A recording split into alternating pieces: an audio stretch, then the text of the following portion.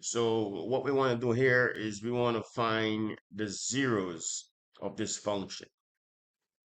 And what we have in front of us is the actual graph of this function. Now, we don't need the graph to solve this problem, but it's a good idea to have the graph so we can get an understanding of what we're looking for.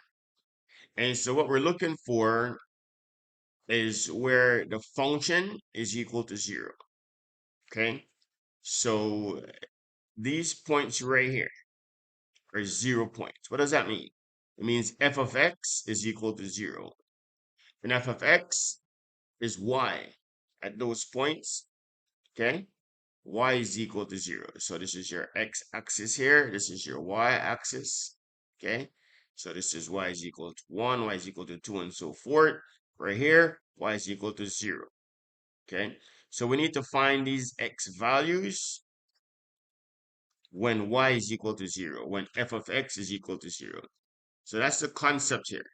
Okay, so the first thing we're going to do then to solve is we're going to equate x squared plus 2x minus 24 to 0. So we're going to say x squared plus 2x minus 24 is equal to 0.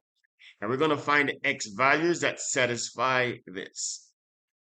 And so if we factor this, we will get x plus 6,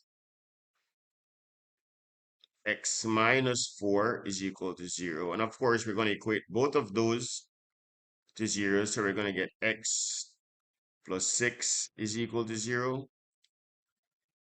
And then we're going to do x minus 4 is equal to 0.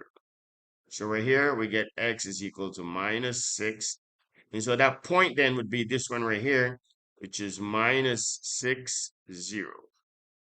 That's that first 0.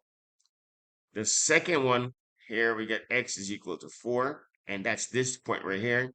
So that 0 point is 4, 0. And that's it. So what you want to do is you just want to take whatever the function is and make f of x 0, solve, find that x value.